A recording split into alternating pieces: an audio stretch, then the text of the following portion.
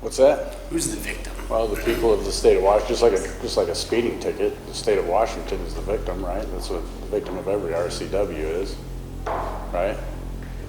Well, like, so as a police officer, you're not taking thousands of reports, right? Right. Yeah. From people. I mean, usually they're very straightforward, right? Right, right. So I don't know, this is probably gonna have to go some other route, you know? Like not law enforcement? Right.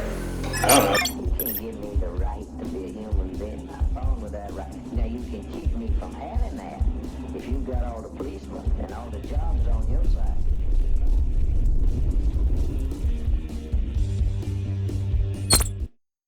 Thank you, my friends, for joining me for this video. You may remember that intro clip from my previous video where we were told by what most of we the people refer to as law enforcement that enforcing one of their corporate policies maybe wasn't the job for them. Now, to those of us who have already put aside our confirmation bias and cognitive dissonance regarding these issues, we understand that these aren't laws they're enforcing, but policies, codes, and statutes. You know, things that change based upon location and the whims of who is in power at the time. In contrast, laws are universal across time and space and are unchangeable because of this universal standard. Just because a man, or a woman for that matter, writes words on paper and calls it a law doesn't mean it is a law. Again, these are policies, statutes, or codes intended to control the freedom of others. Take our Constitution, for example. It doesn't set down any laws that have not already been established universally in natural or God's law. In fact, what it does is regulate what those who seek positions of power in the government it establishes can't do to remove our natural freedom, something that wasn't earned or gifted by the Constitution. We are all free when we are born. What we do with that freedom and how we defend it from those wanting to take it is what determines whether or not we remain free. Now that I'm past all that, the reason I decided to make this video is after going to the Spokane police precinct where I was thrown out for questioning the truthfulness of the information they were giving me, is some of you for that video and other videos in the past in similar situations have suggested other avenues for me to try to accomplish my goal. And many of you have suggested going to the district attorney's office or the state attorney general's office. To be honest, the only reason I haven't done this in the past is I already knew the answers to these questions. But as my grandma always used to tell me, the proof is in the pudding. So here you go. Here's some pudding for you to see just how helpful policy enforcers and prosecutors are at helping the people they allegedly serve instead of enriching the corporation they work for. We visited 3 locations, but I only recorded 2. First, you'll see the City of Spokane Prosecutor's Office, and then we'll visit the local State Attorney General's office. Hey, how are you doing?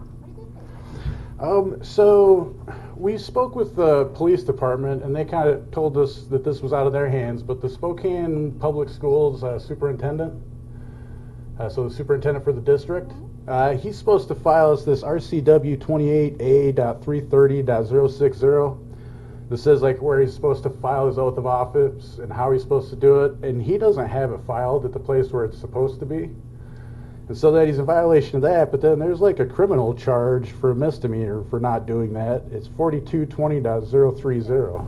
Yeah, we're not the right place either. So basically, the only way our office gets involved in anything is if there's a crime committed and we receive what's called a charging request from the police department. So once that's filed with us, then we can initiate our process. Otherwise, we aren't involved.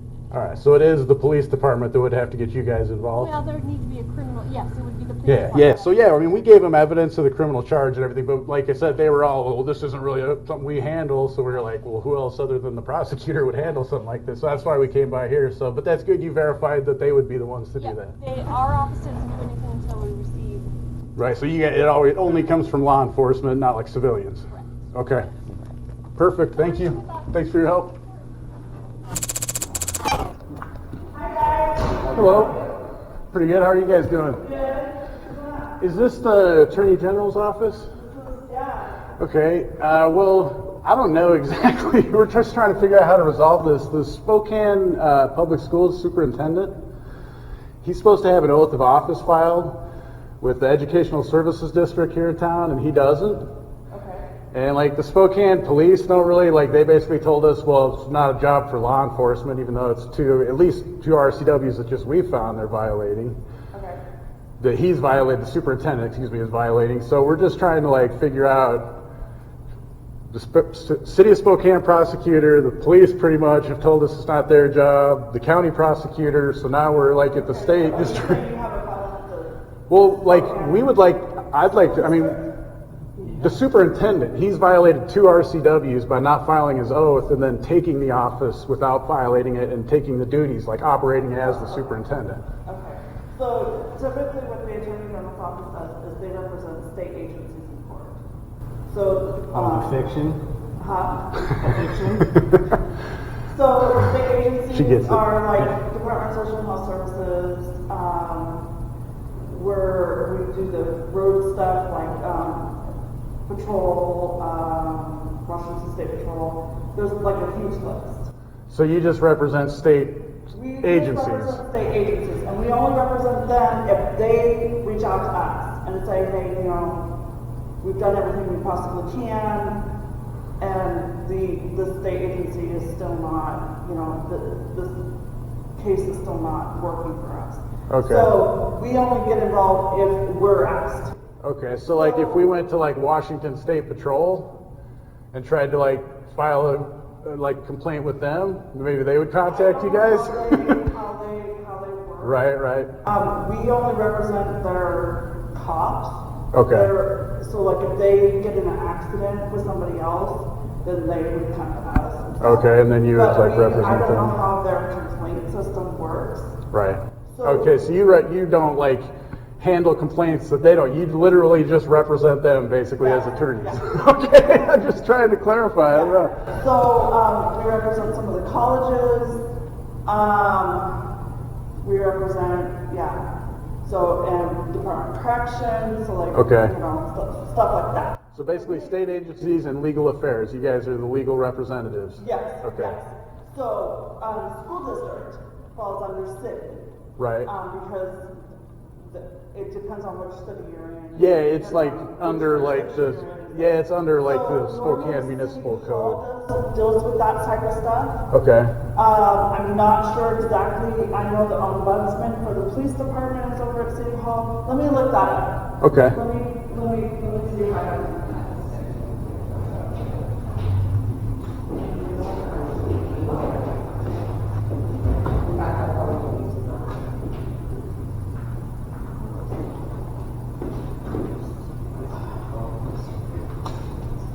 I would say that I would say backwards, everything else. That's a good idea. I was on my way back.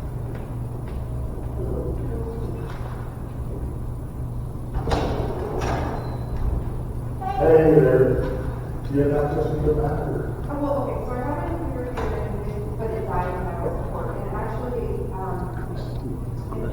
was able to use it. Cool stuff on the top. I like all these old Police department to see if they have a phone number. I could probably just get it online, just the ombudsman over at City Hall? That's what you're saying? City Hall, see if they have a phone number of Okay. someone that represents the Okay. school district. And they might have that information. Okay, Okay? all right, thank And you you. know where City Hall is, right? What's that? You know where City Hall is? Yeah, it's just right over Okay, here. yeah. Thanks. That's funny. It's like every video, everything I bring up with the state, people are always like, you need to take it to the Attorney General. I'm like, yeah, the Attorney General does the opposite. It's pretty much what I've been telling people, and everybody keeps saying, no, you gotta go to the Attorney General.